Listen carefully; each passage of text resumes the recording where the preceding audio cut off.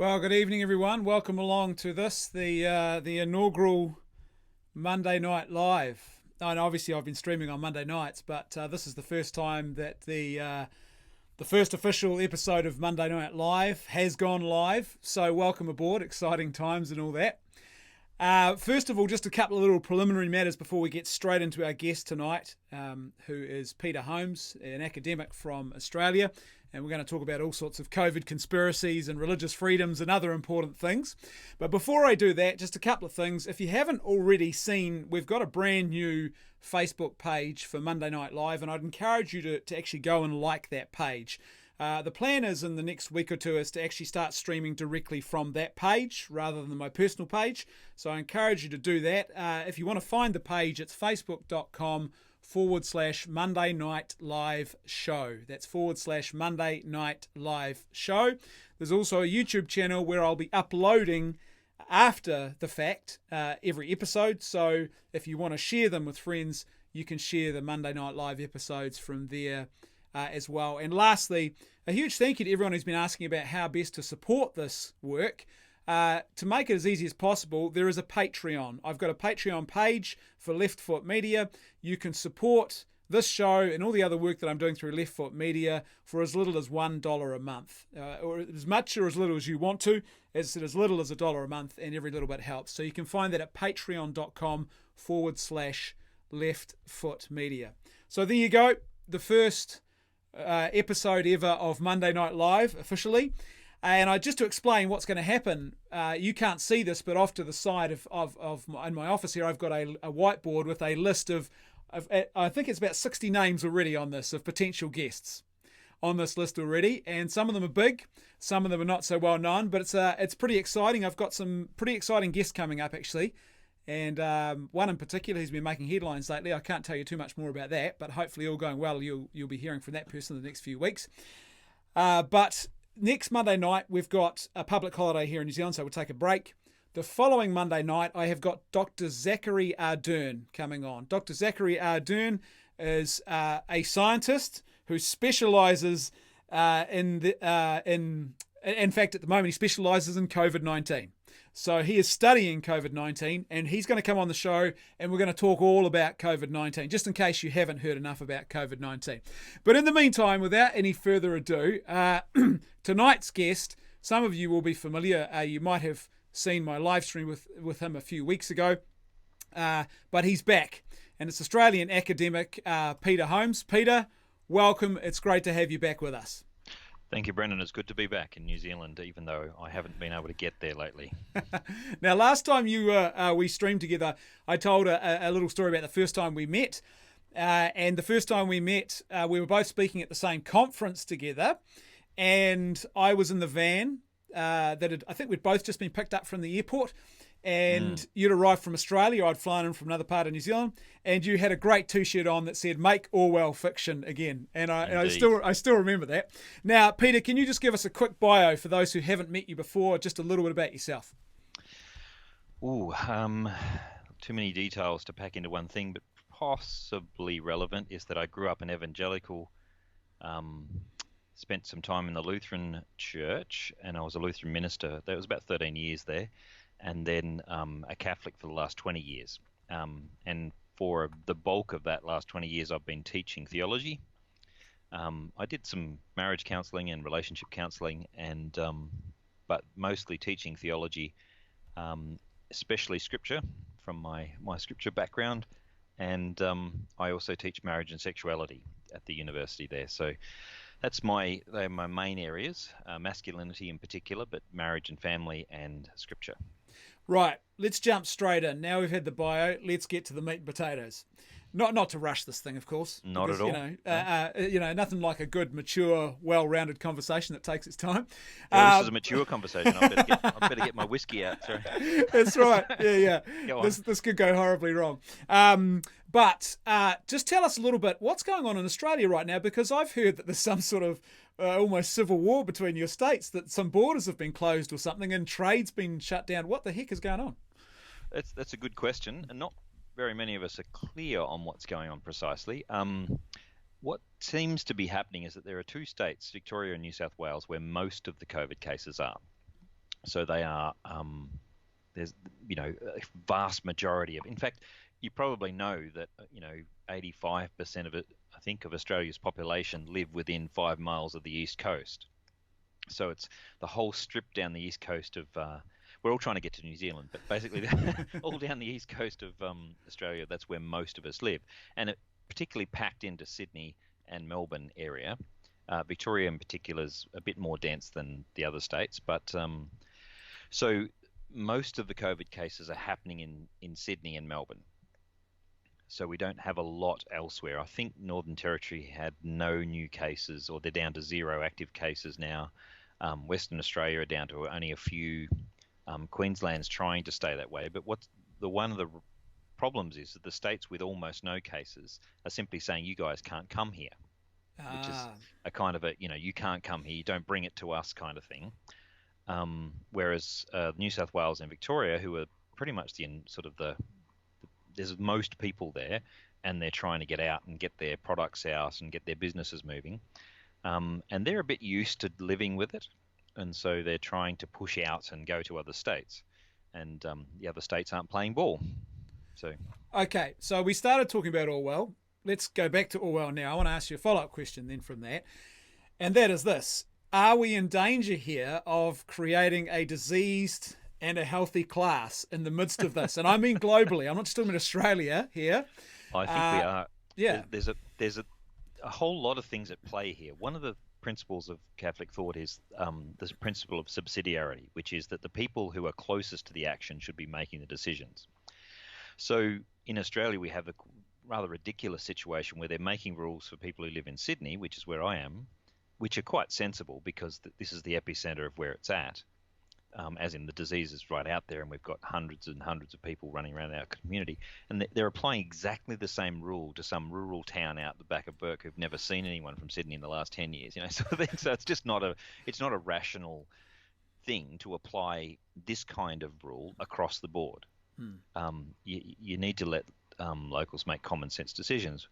Probably the problem with that is as soon as they've at any time allowed people to make common sense decisions, they've all just gone and made morons of themselves. Like they've rushed into places, like they've poured onto the beaches and gone, what social distancing? So unfortunately, people aren't displaying a good amount of common sense, and so the government is reacting by overreacting, and shutting things down. And I wish I could say I was confident if they let us out, we'd all be sensible, but no, that doesn't seem like it's the case. Okay, with that in mind then, because this has been one of my concerns, is that the more and the stronger the state response is, rather than the promotion of personal virtue, the greater the risk becomes that people just defer their logic to the state. And they say, well, I'm not doing anything, or I will only do things that the state lets me. And then when the state says, right, have at it, they all of a sudden don't know what to do. Because they haven't learned to think for themselves. Yes. But it also can create the opposite reaction, that if the state says you've got to stay indoors, we all fearfully stay indoors and just take their word for it, when, of course, we should be questioning them all the way along. Yeah. But then there's an opposite reaction in those of us who might be a little bit more contrary than the rest of us. And we might say, well, stop you. We're just going to get out there, regardless of what the state says. So in other words, if they overplay their hand, they more or less teach us to not take them very seriously. So I grew up in Victoria, where it's now being referred to in Australia as the communist state of Victoria, or the People's Republic of Victoria. Well, things are getting bad then. It's really strict in Victoria, and the particular government there are quite. It's there. Well, to give you an indication, the federal government of Australia has been making noises about China shouldn't be in control of us, and we should break loose from them a bit more financially and government-wise. And Victoria has basically said, no, we're going to do a separate deal with China. And so they're trying to, That's part of that Silk Road initiative, is that right?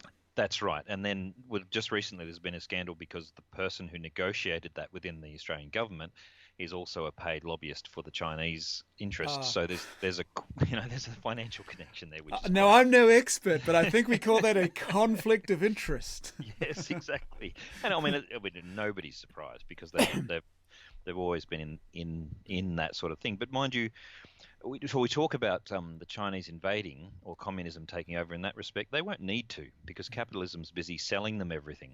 Yeah. Yeah. So we're just they just have to turn up with money, and we just, oh yeah, please throw your money at us. It's happening in universities as well. The foreign students are bringing in lots of cash, and as soon as the universities start to do something that Chinese don't like, they just say, well, we'll pull our students, and the universities go, no, please don't. So yeah. But in terms of the government problems, I think one of the issues here is that we need to actually be a bit more sensible with our freedom in the first place, which doesn't, encourages them to trust us more. But their mechanism, because they're doing it from a federal or state level, it's a big hammer. And so when they're trying to get people in Sydney to stay indoors, that hammer's hitting someone out, a farmer out, whoop whoop. And he needs the freedom to do what he has to do, and it's not rational really to apply the same rules where the circumstances are different. We need to have common sense rules for common sense situations. So yeah, well, I've been arguing this for a while, for a couple of years, in fact, that I think we are centralising our governance too much. So you talked about subsidiarity before. And I think we've lost that in a lot of areas, and this is one area. By centralising, we create super cities. We try and rely more on central government for all sorts of things, instead of investing more prudent powers and authority in local governance and a local community level. And at a time like this, that would be really essential, I would have thought. And part of the problem, I don't know what it's like in New Zealand, but we're one of the few nations that require voting. So it's compulsory voting in Australia. Now that means if you don't vote at a federal or state level, you can be fined. Yeah. If you don't vote. Now council governments, you don't have to vote in. So the local area government, you don't have to vote, and as a result, no one does. Which means that tiny groups of people can form a lobbying group and get into local councils. Yeah. Which means you get a fairly, it's a Russian roulette sort of version of government. You might get some good people, but you might get some absolute whackers. Yeah.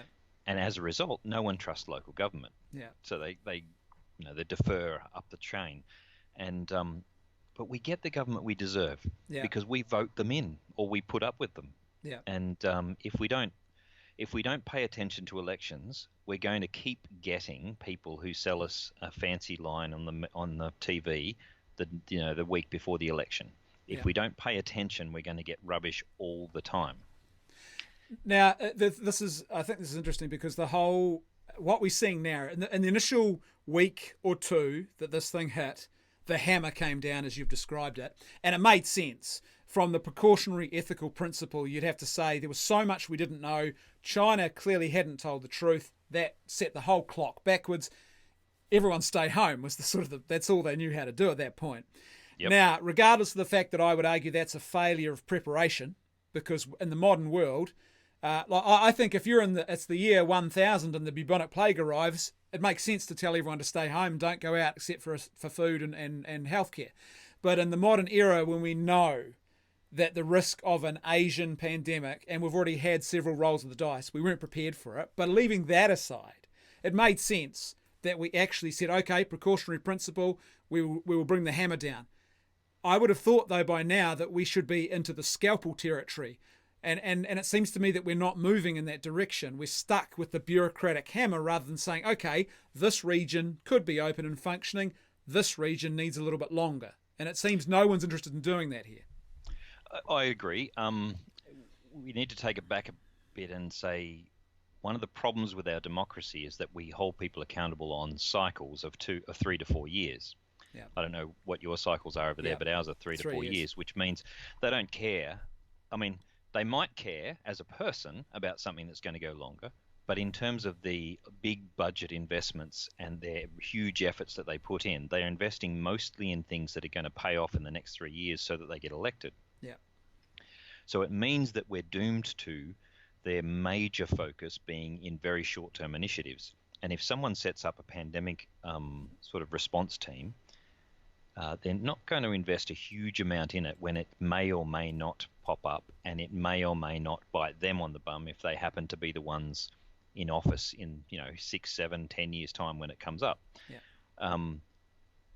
the problem is, of course, that this particular one. Now, you mentioned the bubonic plague thing. This particular plague has a slightly different mechanic to its spread, and that is the up to 2 weeks of non-asymptomatic, time. What's it called? The incubation time. That's right. Yeah. Whereas before, in the earlier ones, it had a much shorter incubation time, which meant that your shutdowns actually worked more effectively. So they have, in a sense, they've done a knee-jerk reaction to a prior problem. Yeah.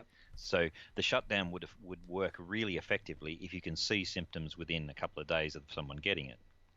Whereas we have to wait the 2 weeks afterwards, and a fair number of us, when we get it, apparently are asymptomatic, so we don't get any symptoms. Yeah. Which means that the only way to effectively stop it moving is to stop us moving. And it's not just about isolating certain areas, it's about stopping us moving at all. And the cost, of course, is becoming, it's stacking up, the whole mental health thing, the jobs thing, everything else. However, just a comparison we made when I was on the show last time was that Sweden, around this mid-April, I think, or around there, let me just think about that. It was early April, one particular day where Sweden had exactly the number of cases as we had. Yeah. And it had been moving in the same direction as we did, as Australia, I mean. Now, Sweden's got 10 million people, but they're spread over a population where Australia has roughly the same.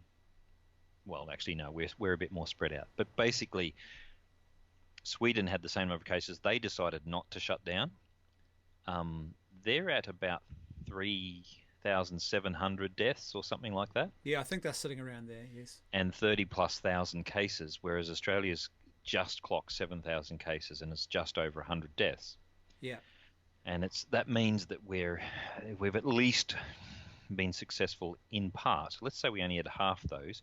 It means we've still had 1,500 people who aren't dead now. Here's the question, though, because this is what some experts are now starting to suggest, that I guess you'd say the counter voice in this from the scientific community. Some are saying they think there's a possibility that over a period of 1 to 2 years, we may all end up with similar amounts of cases.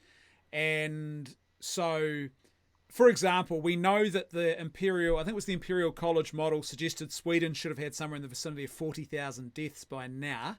They haven't even come close to that. If it was truly exponential growth, then that's the case. Yes. Yes. Now they haven't even got close to that.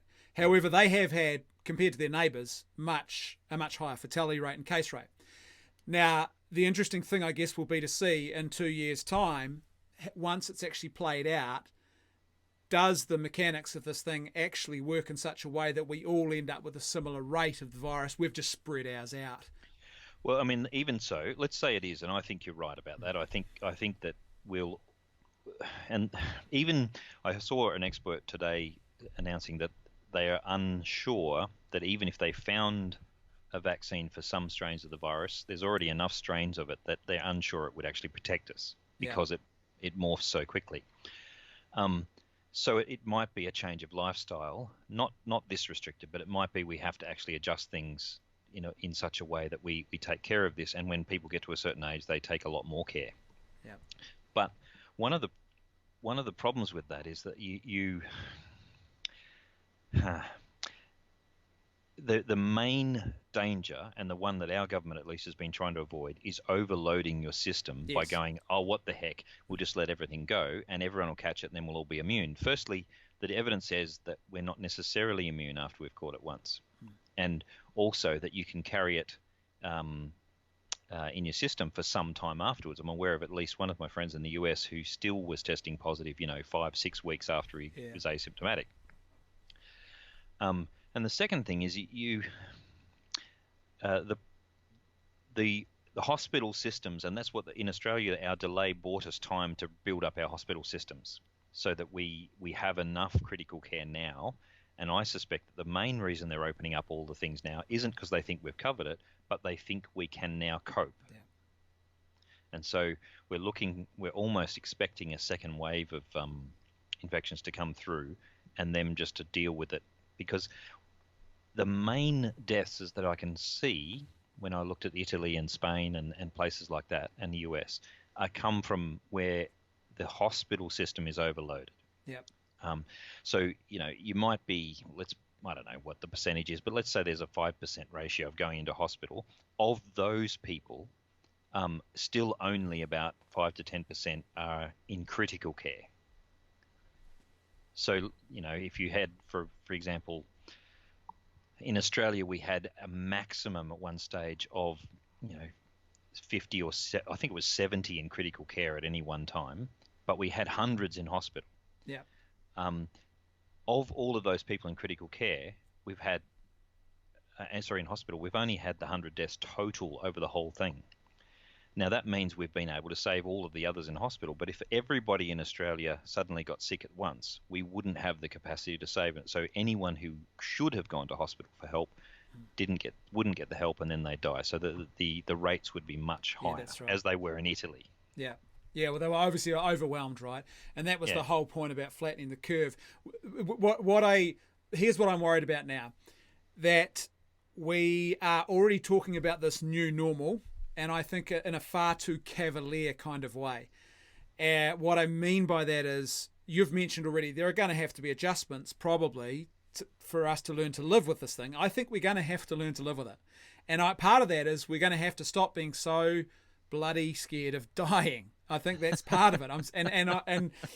I mean, my Christian faith is the thing that maybe that fuels my gung-ho contrarian attitude in a way that isn't healthy at times. But I think it is also very healthy not to be constantly paralyzed by your fears. However, the thing that I'm worried about is that we are throwing the term the new normal around and throwing this phrase, the new normal, around in such a cavalier fashion that we're sort of just saying, you know what, yeah, we everywhere we go, we're going to have 2 meters distance, and you're never going to hug anyone, and that's the thing that worries me about this. That's the Orwellian aspect of this. I think it's, I mean, Orwell's a long way down the track. Yeah. In terms of our being able to hug each other, etc.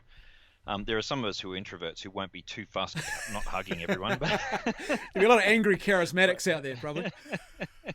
Well, see, I didn't mention in my intro, but I spent a year and a half, 2 years in the Pentecostal group, and I'm still bearing the scars of that. So when people want to be all happy clappy, I start going twitching in the corner. It's got nothing to do with Catholic charismatics. It's just a bad experience I had. So, well, you know what they say, mate.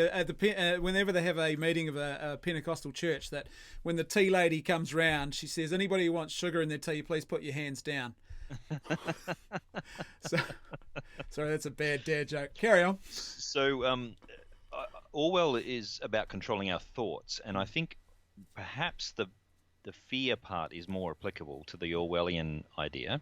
You mentioned fear, and I think that's right. I think one of the most, if I can use an analogy, we're both very keen on the pro-life thing, but I've often used the Chinese government versus Australian government as a kind of an analogy of this kind of thing. The Chinese government, people accuse of being Orwellian because they're doing things like watching people really carefully, and they get social points and all these sorts of things, but they force people to have these abortions. Yeah. They force people in the one-child policy or the two-child policy or whatever they're doing at the time.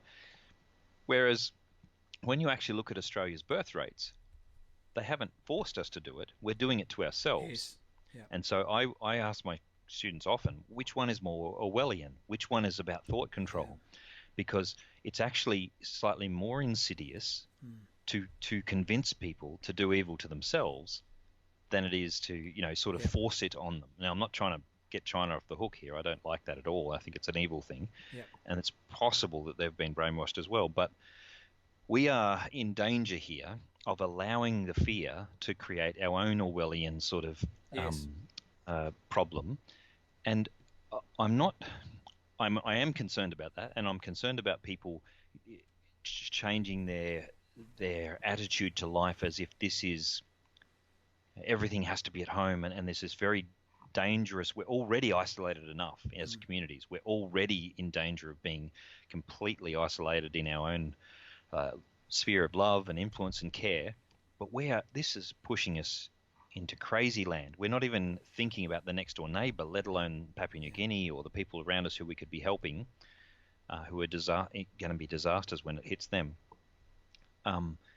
And more importantly, we're going to be worried about um, things that, as you say, aren't as important. Yeah. So, for example, focusing on me maybe having a small percentage of catching something which has a small percentage of killing me, instead of worrying about that guy over there who clearly needs help and needs a friend and needs something like that. Yeah. Um, Yeah, so, and that's the real danger, right? It's often so. I found myself of late saying to people, if you wonder why things like perhaps Brexit happened, if you wonder why people voted for Trump, imagine you're being, I don't know, a working class lad in Birmingham, and all of a sudden your country doesn't look the same when you're in a very privileged, white, wealthy neighborhood.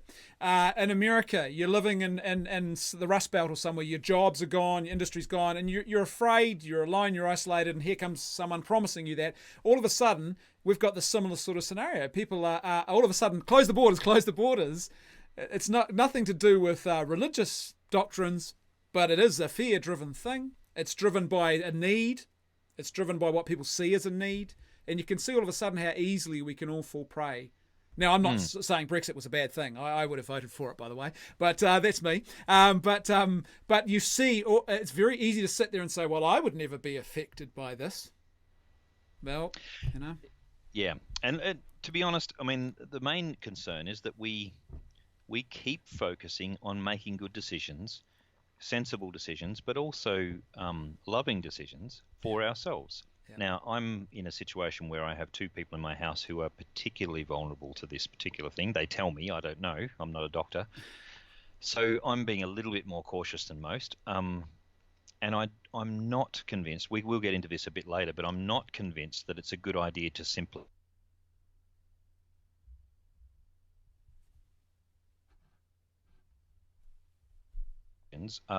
a need to be made. But when we cross the road, we make these kinds of decisions. Yeah. There's two types of errors when you're crossing the road. One is to sit there on the side of the road and be paralyzed by fear and never cross because you're worried about a truck might come along.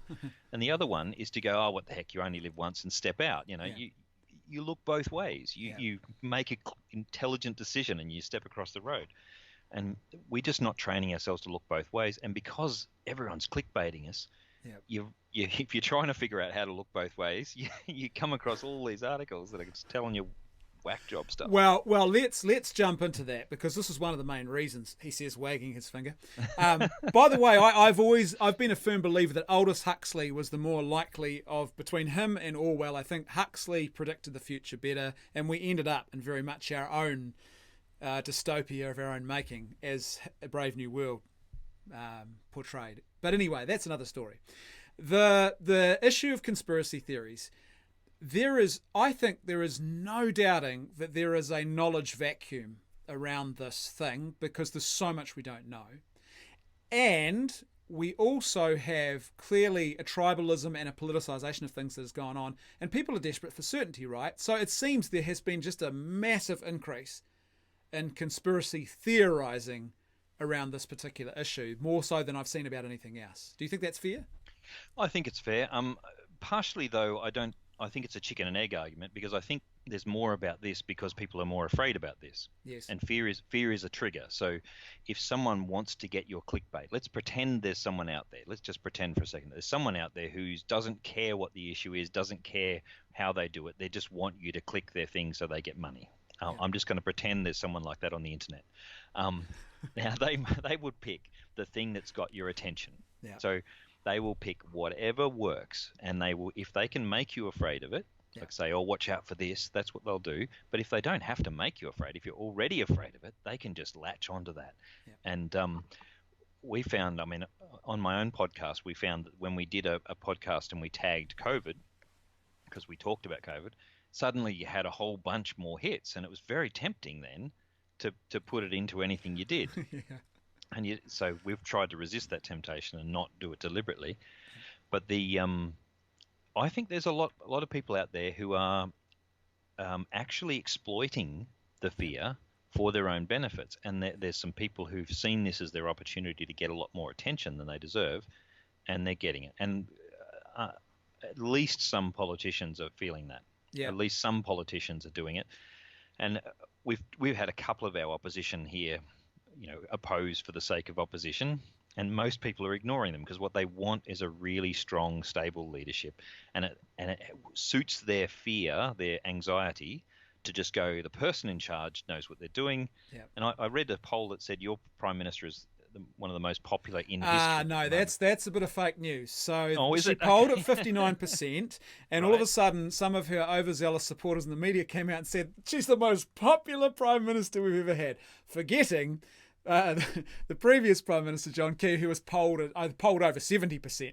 Right, So, okay. it's oops. And so they didn't even walk it back. They just stopped saying it after about 48 hours when they realised that was a mistake. But yes, that was So what they should have said is that she's more popular than she has ever been. Yes, and more popular than the opposition by a country mile. So that was a fair assessment.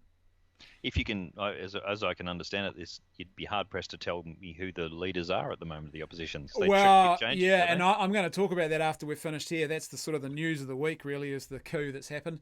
I've got a few thoughts about that. I'll share with everyone later. Now, here's another thing. I think what's fueling perhaps the conspiracy theory issue. So people, I think, want certainty. We all want to cling to certainty, and there's no doubt about that. I think there's a couple of interesting things going on here that are a bit of a problem. One is I think fact checkers on, for example, Facebook are becoming too overzealous now. I know people who have been fact checked who are not conspiracy theorists and who were saying things that are 100% accurate, but they were fact checked. I know YouTube has been removing videos, not because they contain conspiracy theories, because they contain a counter-scientific point from scientists. Now, I'm not talking about people who are promoting conspiracy theories. There's those people as well. But I'm talking about people who are saying, well, here's another way to look at the data. And so, which is very fair. That's how science should work. So I think that overzealousness is not helping. And I think the other thing that's not helping is all of these condescending articles. Here's why people are crazy enough to believe a conspiracy theory. Here's why you're so much smarter and better than they are for not believing it. Effectively is what these articles should be titled.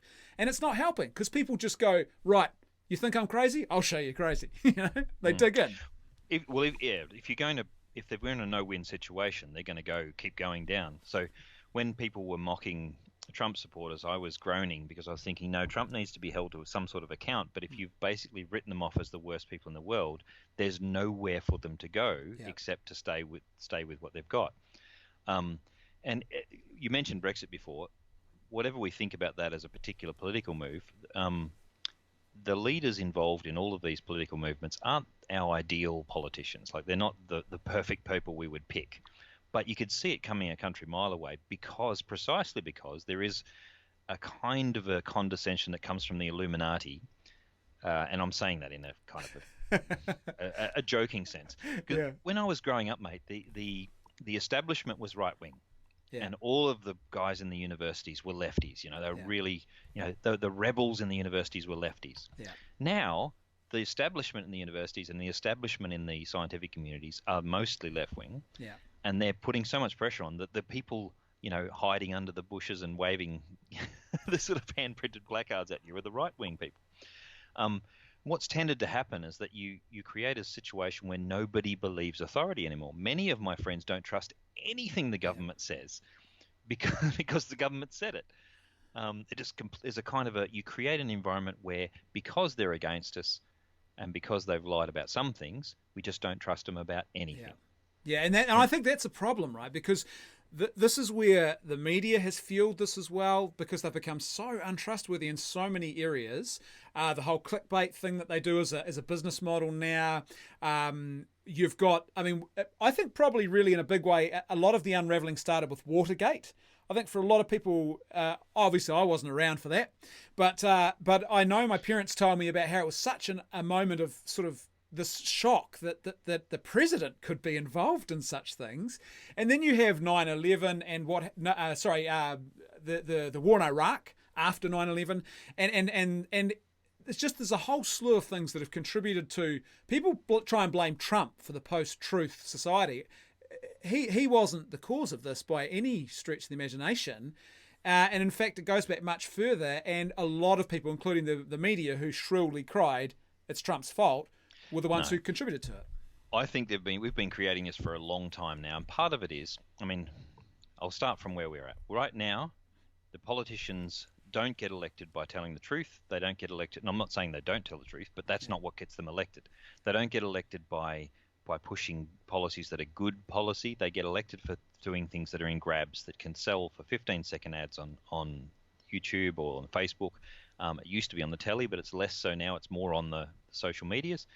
And what that tends to create is a situation where they have to have the grab to win the election. Yeah.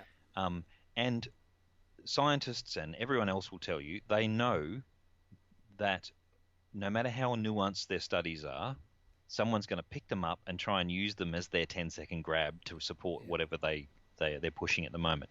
Part of the problem is we keep buying it because we're too lazy to actually follow through and do the research. It takes hard work, it takes thinking, it takes research to figure out whether they're telling the truth or not, and to filter out the kind of sources that we want.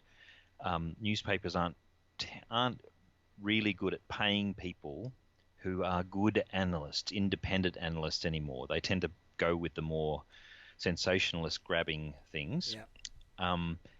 And that comes back to education. And what we've seen is that it's not the level of education you put on people, it's whether or not you teach them to think independently. Yes. Whether or not they have a rational basis for their thought.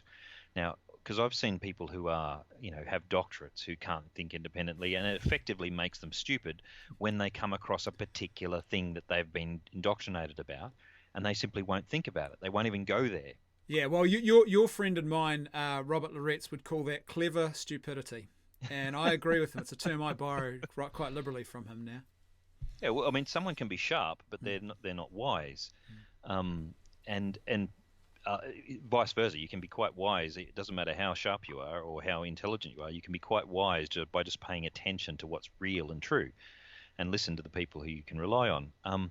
We're so bombarded by people telling us they're experts that we don't know who to believe anymore, because the experts have been telling us things that they want us to hear. And one of the dangerous things about the Facebook thing you just mentioned and the YouTube thing is that they are deciding what we should hear. That's right. Based on what they think we will do with it. Yeah. So it may be true that that YouTube clip that you mentioned had just some alternative scientific views, but they know, and their fear is that if they leave it out there, someone's going to use it to justify disobeying the government, right? Just ignoring the government. So for every legitimate opposition to the government, there might be a whole bunch of illegitimate ones. Facebook, by the way, is probably not doing it deliberately. It's probably just got an algorithm which says, stop this kind of thing. Yeah. But I get told this all the time when I'm thinking about my classes. It doesn't matter if it's true what you're going to say. How are people going to use it? Yep. So I'm going to teach a class on marriage and sexuality over winter. I've got to be careful what I say in that class because of the atmosphere we've got, and there's certain things that if I said them out loud, someone would use it in a negative way, either one way or the other. However, again, the assumption is we're all so stupid that we're not going to check, that That's we're not right. going and so they're not crediting it as with adult intelligence. Well, it's the thing too is that we're leaving this to corporations in a very narrow geographical bandwidth of Silicon Valley, basically. Very small area of the world controls so much of the public square. Where also, I think, some of these same outfits will happily promote a young child like Greta Thunberg as a source of authority, to the point now she appeared on CNN's coronavirus panel. How the heck is she on a panel on coronavirus? You have stolen my microbes. I mean, what is she going to say? Well, I agree with you. I think she's a useful example, because she demonstrates that it is someone who is recognizable is more important to the media than someone who is actually an expert. And so this has happened to me many times. I mean, because I'm just across the road from a number of TV studios where I work in Sydney, we often get contacted to say, oh, you know a bit about this, can you come and talk to us about it? And I would say maybe 4 times out of 5, our expert opinion wouldn't be taken on air because they'd found someone who, is well known, or perhaps is a celebrity in some way to spout their opinion and actually have nothing to say.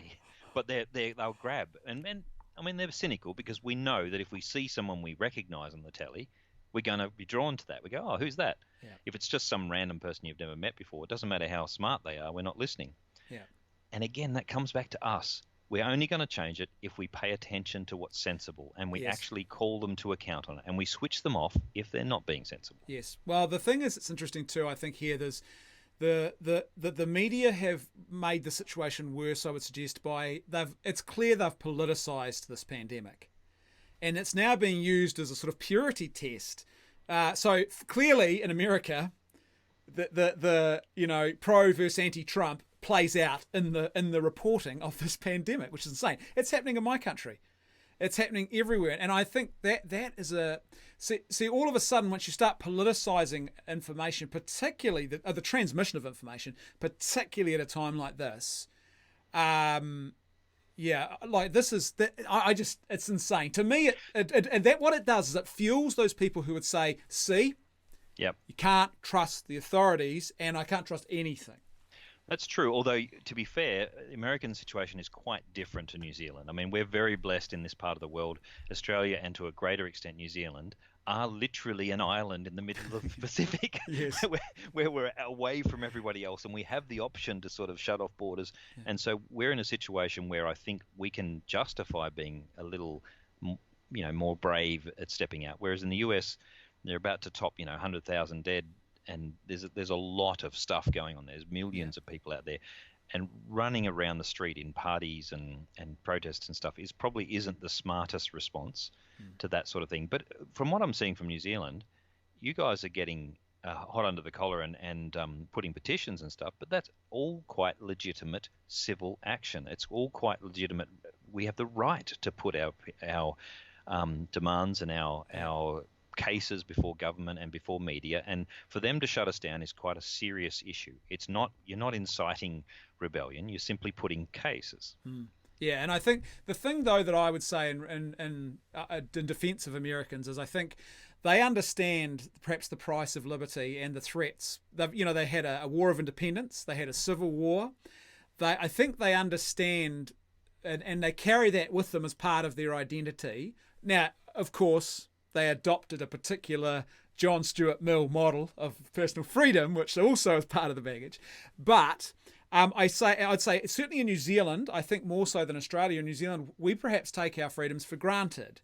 And right. So while I look at people, it is kind of ironic and hilarious to see people protesting that their gym is not open in America they did a workout on the side of the road. I saw a group of them doing squats as a protest. And I thought, well, you're just proving the point. You don't need a gym right there. So that's number one.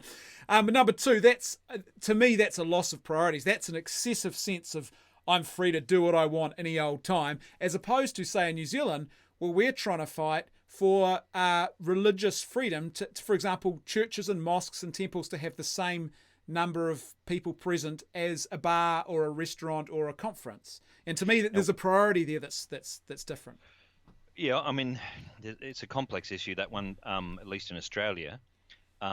I agree with the people who are outraged that something like a hairdresser or a pub could come as a higher priority than worship services. I think that's absolutely ludicrous from our constitutional rights to freedom of religion, to our belief. I don't know if it's written into our constitution, but our belief in the right to have particular beliefs and act according to them. I don't know of anyone who has a fundamental religion that involves having to go to the gym or having to go to the pub or getting my hair cut. Now, they might want it more than going to church, but that's not part of their fundamental human rights in that sense. However, there's I think part of it is misbadging things, because they say, oh, we're trying to loosen up freedoms. A lot of the stuff in Australia, they're requiring people to sign up, like to give your details when you go to a mass. And all of it's just basically revealing they want to be able to trace where you've gone. Yeah. so that when something comes up, they can trace who's got it or who's likely to have it. And the COVID app is a big deal. I don't know if you've got it there in New Yes, it's Zealand. just arrived. We've got it here. Now, what's hilarious, absolutely hilarious about this is I know I'm not an expert, but I know a little bit about apps and things like that. But everything this our app does, I don't know if you've got the same one, but everything our app does, or is supposed to do, has already been done by 7 other apps I've got, right? So, in fact, it's worse than them because it only does one thing, and that's it. It has virtual handshakes with a whole bunch of other phones, and then if it's necessary, I can give permission to give that to someone if I've contracted it. What's hilarious about it is you have to have it open on your phone. It only works then. It's the New South Wales government they admitted they haven't yet figured out how to use it. As in any of the data. All these people are running around New South Wales. Oh, no. They're blowing their mind going, they're going to control us. They want to know where we are every day. What, you mean like your GPS thing? Now, hang on a sec. The New South Wales government haven't even worked out how to use the data or get access to it. And we're nearly over. I mean, we're getting to the stage where we're dropping cases dramatically. Yeah, that's right. By the time we're finished, they'll actually work out how to use it. What's hilarious about it is that people are attributing a massive amount more competence to government than they actually deserve. Yeah, I understand that, but here's my point on the response to that is I think that the danger is, and this is how I think the bureaucratic mind thinks. They go, okay, Bluetooth handshakes is notoriously unreliable. It is. You could be standing beside someone, and if your Bluetooth doesn't transmit properly, you could be there for 20 minutes and you wouldn't get contacted. Or you could be 20 meters away, but because of the way Bluetooth works, you could be, go and get your COVID test because you were near someone when you weren't actually near them. So what's going to happen, I would suggest, is the bureaucratic mind is going to figure out sooner or later we actually need the GPS data as well.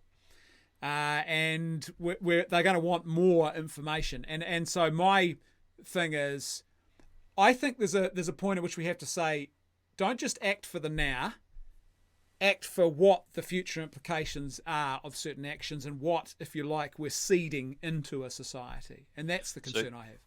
So I would agree. In fact, I was very deeply concerned when I read Australia's emergency measure laws, which were passed, on the basis that what can they do? Because they can do all that stuff now in Australia with a warrant. Yeah. If the police get a warrant, they can trace you. So if they decide that Peter Holmes is a risk, a terrorist risk of some kind, and they decide they want to know who I'm hanging out with, so that they can track this risk down, they can get a warrant secretly and track all of my data, all of my messages, all of my emails, all of my voice things.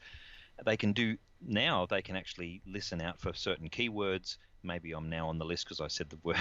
But all of those things can happen with a warrant. What I was concerned about is that some of the laws seem to be hinting that they don't need a warrant to do it, that they can just do it if they think there's enough cause to do it. Well, that's what they've done in New Zealand, and that's the concern. Right. They passed a piece of legislation, warrantless searches of properties, and not just that, but it doesn't even refer specifically in the technical terms to police officers. It's just enforcement officers, which could be anyone. I mean, you could have brown shirts, effectively. And based on, we drove past your house, there's 5 cars, the average house only has 2 cars, we're going to go in there and make sure you're social distancing. I think you're more likely, in fact, to get non-policemen doing that because they'll suddenly get new powers and they'll go nuts with them, the small man syndrome. Yeah. Whereas police are more experienced in dealing with this sort of thing, and they're actually slightly less likely to abuse them, in my opinion, than your average council officer or something. You don't want a parking inspector coming into your house to check out what's going on. Oh, man, they'd never leave. Well, and he's not trained. He's not trained to, I mean, as much as I'm, sometimes critical of police action, they're at least trained to deal with difficult situations and where they can make a suggestion, and they're used to backing down where it's clear you've not broken the law. People who are using a new power tend to overuse it. Now, the other factor is that with the app, though, I liked the app idea because it was voluntary. It meant that I chose to put myself out there, and if I went to the supermarket for the first time in 6 weeks recently, and I went with my daughter, and I have to say, people were rubbish at keeping their distance. And they were just sneezing in public, and you're thinking, oh, this is a disaster. But basically, I took the app. It was on. It was operational as far as I know, as far as anyone knows, because nobody can access the data. Yeah. But if I get a call and someone was in contact with me, that will be my choice because I invested in that particular thing. Now, it's probably better to do it that way on a voluntary basis, because then you can opt in, opt out, than actually make a law that says they can do it whether you like it or That's not. Right. That's right. Yeah. And here's the thing, mate. You'll probably get a phone call in about 10 years telling you that you were next to 20 people with COVID 10 years ago. And they'll discover in New South Wales had a whole lot more cases than they realised. But look, there's just this in the short time we got to before we wrap things up. The issue of religious freedom. Now, this has become a hot button topic, both in society and also within the Christian public square, you might say, and the wider societal public square. Now, it really kicked off another gear a couple of days ago when Trump issued, I guess, a presidential declaration that places of worship, that's all of them, churches, mosques, are actually now to be considered essential services. Now, I was stunned when I saw some Christians, including the bishops of Washington, who wrote a letter critiquing and responding very, I thought, unfairly to a presidential move that what it does is, if you've been watching the American scene, you'll know that some governors are a little bit too in love with this new level of power that they have over their states, and they've got a little bit too officious with things. And so by declaring places of worship essential services, those places are now free. If they want to and they feel safe to, they can open and they can resume worship. Those who don't obviously don't have to. Now, as I said, I've been absolutely astounded by the reactions, particularly from, as I said, the Christians, who it clearly seems to be more of a political reaction than a well thought out one, to say, okay, thank you very much, we'll open when we're good and ready. It's like, no, how dare you? Yeah, I think honestly there's a lot happening in the US that's not the same as us, and I often think when I hear one side of things from the US, I go, what the heck are they talking about? And then I go and listen to the other side and go, oh God, they're both not, the extremes on both ends of things are quite extreme. And then when we're used to being relatively moderate in our political discourse in New Zealand and Australia, and we hear an extreme position, we, in our own minds, sort of put it against the moderate opposition to that and think they're being just nuts. But we're not realizing that they're opposing extremes with extremes. I'm trying to be a bit more charitable to them than I feel like being at this point. But one thing to take into account here is that to label something, and this is the trouble with categories, to label something essential services is not saying the same thing as this is a human right or that this is more important than that. So, for example, if I said to you, what's more important or what's more essential, food or the mass? Now, it would depend how hungry you are. Yeah. If you're starving to death, then it's more important, as Jesus says, don't say be well to someone, give them food, give them a cloak, give them what they need. Yeah. And even St. Thomas says, if taking the chalice would kill you, he uses the example of if someone's put poison in the chalice. In fact, he says you don't give it at all. You put it somewhere reverently and properly. And his quote is, "Lest the life-giving chalice become one of death." Yeah. So in other words, if our mass attendance is actually a risk to those most vulnerable in our community, then we need to think about that. Now, of course, the question is whether we're shutting down for 1 week, because if my kids have chickenpox, I'll try not to take that to mass. Yes. So I don't spread it, right? That's a common sense thing that everybody does. Well, my wife would say to you, can you please bring it to mass? Because we've tried so many times to get it, and unsuccessfully, we're getting a bit fed up. But anyway, carry on. You'd have to say that you and your wife are not the average. No, but we were like, okay, come on, let's just get this thing done. But no, it hasn't happened. We're going to have to get the vaccine now, I think. Let's say it was a more deadly thing that I was dealing with. Now, obviously, we try not to spread something if it's possible, but a short-term absence is a reasonable precaution within a certain frame. But when and I think this is where Christians have got rightfully irate, when it becomes obvious that we can release other services, other meetings, and they're talking about AFL and rugby starting back up here with a certain limited number of crowds here. Then if we're going to that stage, then of course we're upset that churches aren't on that list. Now, one of the things I think we should do, though, is embrace the idea of keeping records, because it's not about the government tracking us. It's about, if you go to a business and pay, they can track you through your credit card. If you go to a hairdresser and pay, they can track you through the credit card so they can trace any infections. What they want to do, and what the church leaders over here have tried to do, is say, we can trace them too.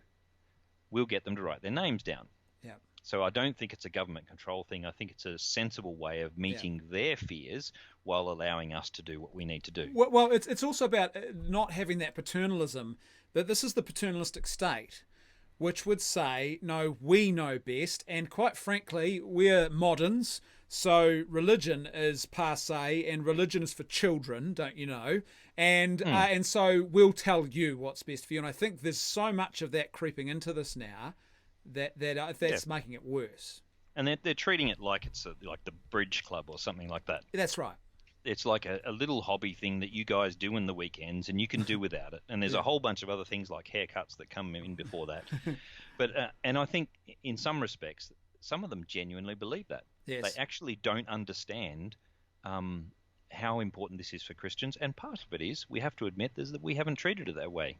Yes, and I'm talking out as a body of believers. Yeah. And there's so few of us that are actually upset about it, that we're struggling to have our voice heard, I think.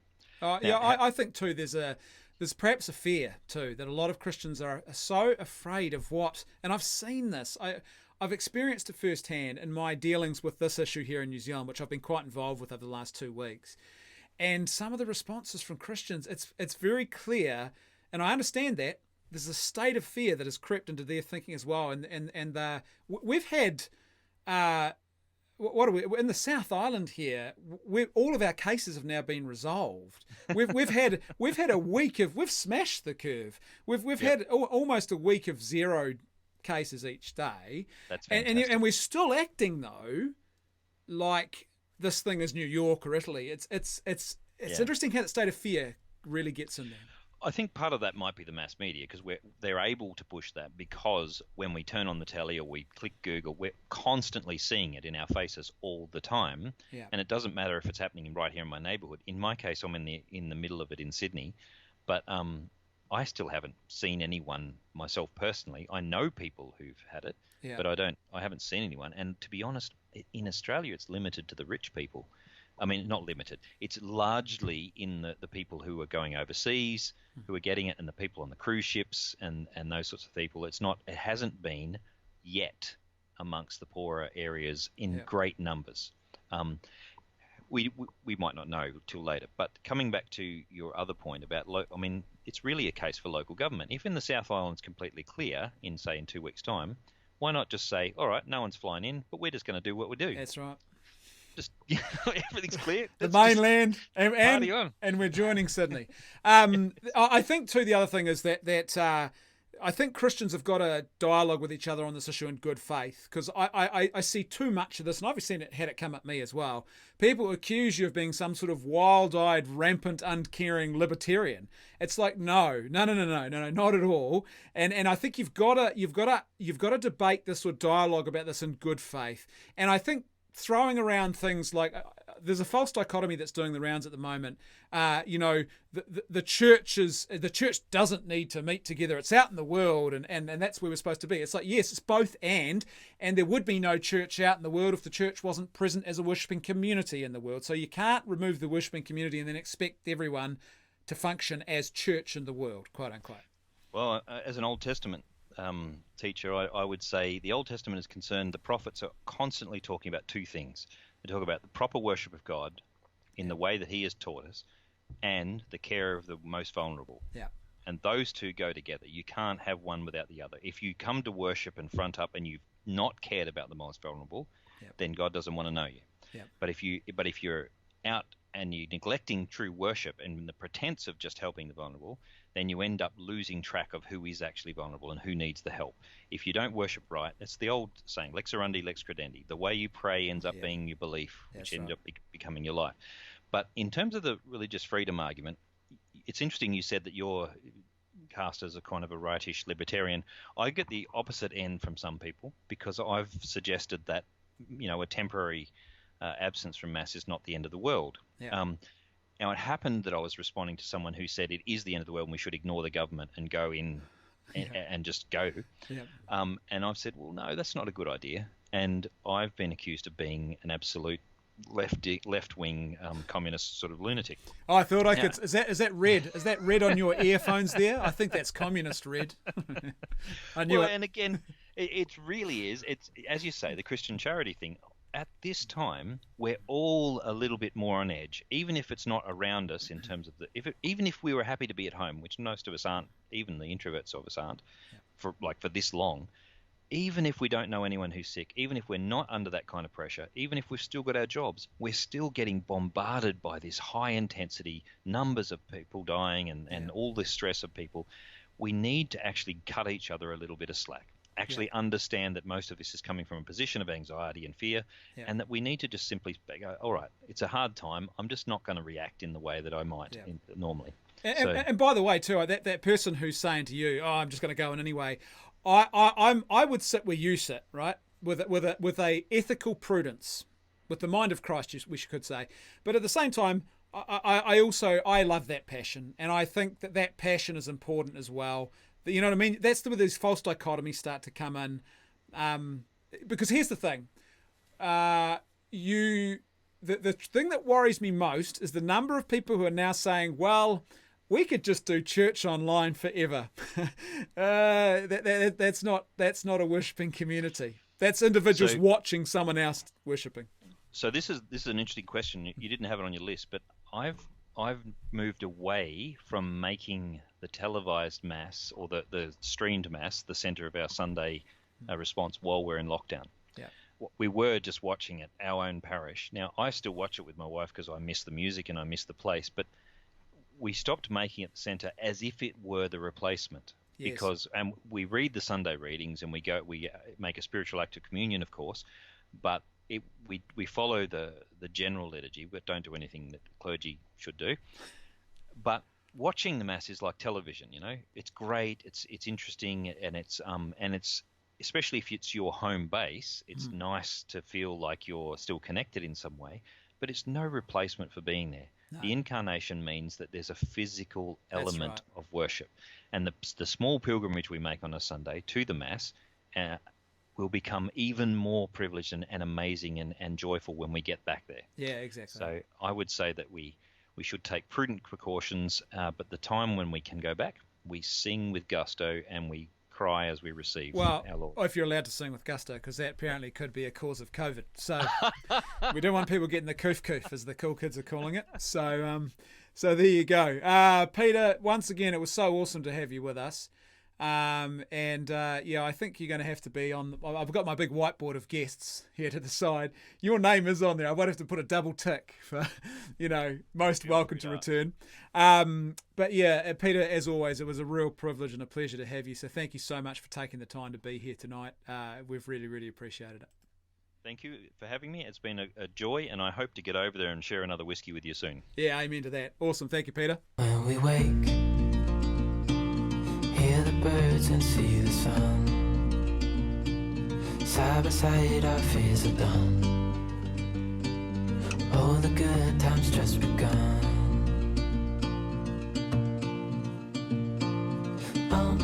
We know what we have, let's hold on tight. Found what we're looking for in life. Call us crazy, but things are finally right. With you and I, the future is bright.